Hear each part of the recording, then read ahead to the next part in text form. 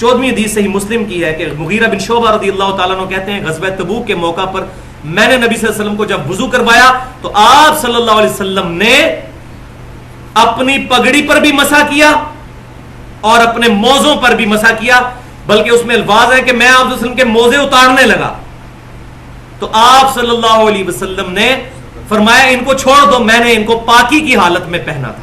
یعنی وضو کر کے اگر کوئی شخص موزے پہن لے تو اس کے بعد وہ اس پر مسح کر سکتا ہے. کتنی نمازوں تک وہ آگے انشاءاللہ آخری مسئلہ آج میں نے وہی بتانا ہے، خفین اور جرابین کا مسئلہ. تو آپ صلی اللہ علیہ وسلم نے فرمایا میں نے پاکی کی حالت میں ان کو پہنا تھا، ان کو چھوڑ دو. تو اس حدیث سے یہ بات پتہ چلی کہ آپ صلی اللہ علیہ وسلم سر ڈھانپنے کا کتنا اہتمام فرماتے تھے کہ آپ صلی اللہ علیہ وسلم نے وضو کرتے ہوئے بھی اپنی پگڑی نہیں اتاری. اس سے خالی پگڑی پہ مسح ثابت نہیں ہوتا، پگڑی پہننا بھی ثابت ہوتا ہے. تو بخاری اور مسلم کی متفق علیہ حدیث ہے کہ آپ صلی اللہ علیہ وسلم نے فتح مکہ کے موقع پر کالی پگڑی پہنی ہوئی تھی اور اس کے 2 شملے چھوڑے تھے. اور المستدرک الحاکم میں صحیح سند کے ساتھ ہے کہ سیدنا سعد بن ابی وقاص رضی اللہ تعالیٰ عنہ کہتے ہیں جو اشرف مبشرہ میں سے ہیں کہ نبی صلی اللہ علیہ وسلم نے مجھے پگڑی باندھے ہوئے دیکھا تو میری پگڑی کھول کر دوبارہ باندھی، وائٹ کلر کی سفید کلر کی پگڑی باندھی اور اس کا شملہ بھی چھوڑا تھوڑا سا 4 انگل کے برابر اور فرمایا سعد اس طرح پگڑی باندھا کرو یہ خوبصورت لگتی ہے. تو آپ صلی اللہ علیہ وسلم نے پگڑی بھی الحمدللہ اس پر مسح بھی فرمایا.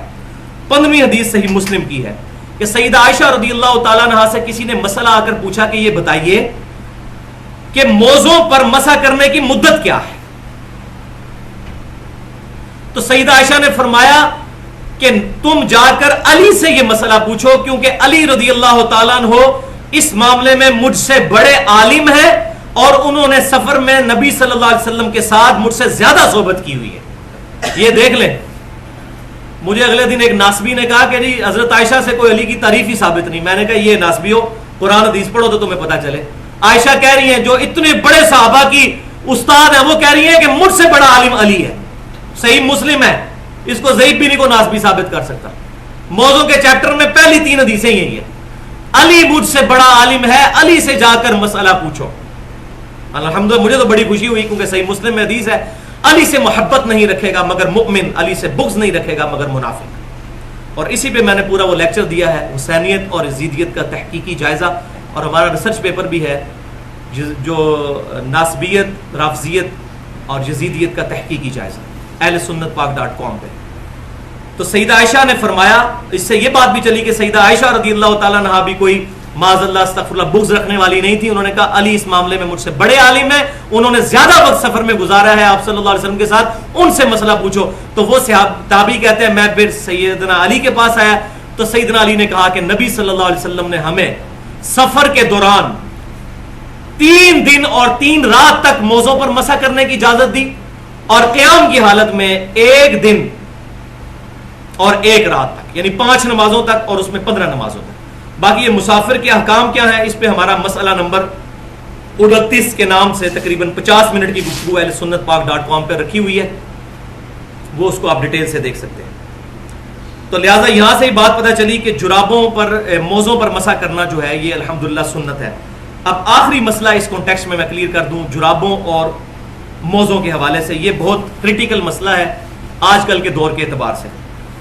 تو بھائیو یہ بات سمجھ لیجئے کہ عربی زبان میں چمڑے کے موزوں کے لیے لفظ استعمال ہوتا ہے خفین. خفین ان پر بھی مسح کرنا سنت ہے. اور دوسرا لفظ جو ہے جراب کے لیے عربی کا لفظ ہے جورابین. عربی ڈکشنری القاموس کے مطابق جو پاؤں پر لفافے کی شکل میں کوئی چیز چڑھائی جاتی ہے اس کو کہتے ہیں جورب. اس پر بھی مسح کرنا کم از کم 5 صحابہ سے ثابت ہے، صحابہ کا اجماع ہے، اس میں کوئی مخالفت ثابت نہیں ہے.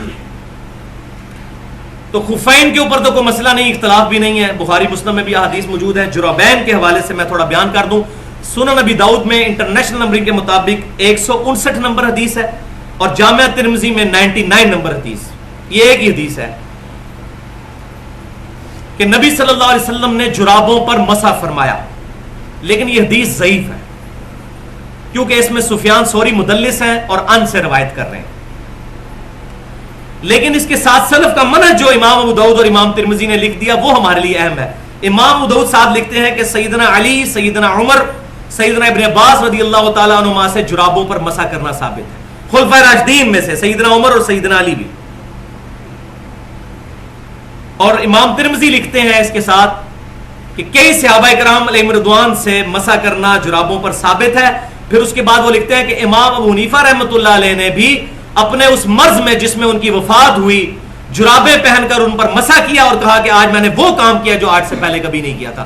تو امام حنیفہ رحمۃ اللہ علیہ نے بھی اپنے مرنے سے پہلے مرض والے جو اس وفات والے مرض میں جرابوں پر مسح کر کے اپنے اس معاملے سے رجوع کر لیا. مجھے بڑی خوشی ہوئی ہے الحمدللہ کہ دیوبند میں سے بھی اور بریلوی حضرات میں سے بھی جن لوگوں نے ترجمے کیے ہیں ابو داؤد اور ترمذی کے، انہوں نے بھی لکھ دیا ہے کہ جراب کے اوپر مسح ہو سکتا ہے. لیکن ایک بات یاد رکھیں، امام ترمذی نے لکھا ہے کہ جراب موٹی ہونی چاہیے. موٹی جراب وہ جراب ہوگی جس سے جسم کی رنگت باہر نظر نہ آئے. یہ جو شرطیں لگائی ہیں نا کہ پانی اندر نہ جائے، یہ نہ جائے، وہ نہ، یہ سب جھوٹ ہے، کہیں موجود نہیں ہے. باریک جراب نہیں ہونی چاہیے جیسے عورتیں پہنتی ہیں وہ جس میں سکن نظر آتی ہے. اس کی حکمت مجھے سمجھ آئی ہے کہ صحیح حدیث میں آتا ہے کہ قرب قیامت میں عورتیں ایسا لباس پہنے گی کہ ننگی نظر آئے گی. تو لباس تو نہ ہوا جس میں سے جسم نظر آئے، لہذا وہ جرابیں نہ ہوئیں جن میں سے جسم نظر آئے. تو عموماً ہماری جو جرابیں ہوتی ہیں وہ صحیح موٹی جرابیں ہی ہوتی ہیں جو ہم بلیک پہنتے ہیں، جو عام طور پر مل جاتی ہیں. موٹی جراب ہے، اس میں سے جسم نظر نہیں آتا، لہذا اس جراب کے اوپر الحمدللہ مسح ہو جائے گا. اور خدا کے لیے یہ میں مولویوں سے بھی ریکویسٹ کرتا ہوں کہ جو انہوں نے یہ امت کے اوپر ظلم کیا ہوا ہے اور چمڑے کے موزوں کے اوپر، اب جو لوگ آفیسز میں جاب کرتے ہیں وہ اپنی بوٹوں کے اندر کیسے موٹے موزے پہن کے جائیں، 2 نمبر بڑا بوٹ لیں. پوری امت کو انہوں نے ایک سنت سے محروم کر دیا. اور میرے تو پرسنلی خود سردیوں میں پاؤں بہت زیادہ خراب ہو جاتے تھے. میں جراب کی وجہ پہلے ہمیں تو یہ پتا ہے جراب پہ مزہ نہیں ہوتا، آج بھی بہت مشہور ہے آج کل بھی.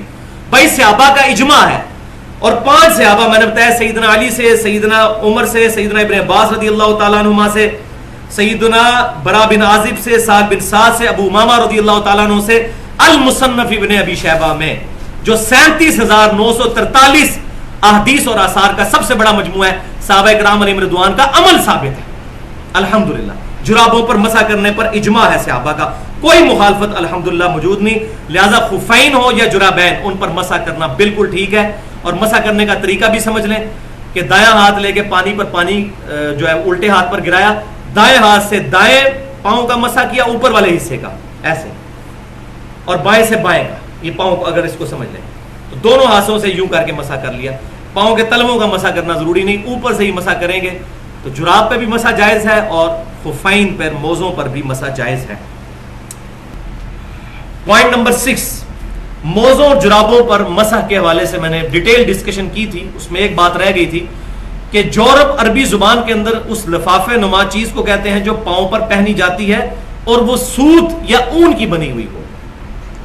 تو چمڑے کی بنے ہونے کے لیے جو ہے اس کے لیے جورب کا لفظ نہیں بولا جاتا بلکہ اس کے لیے خفین کا لفظ بولا جاتا ہے.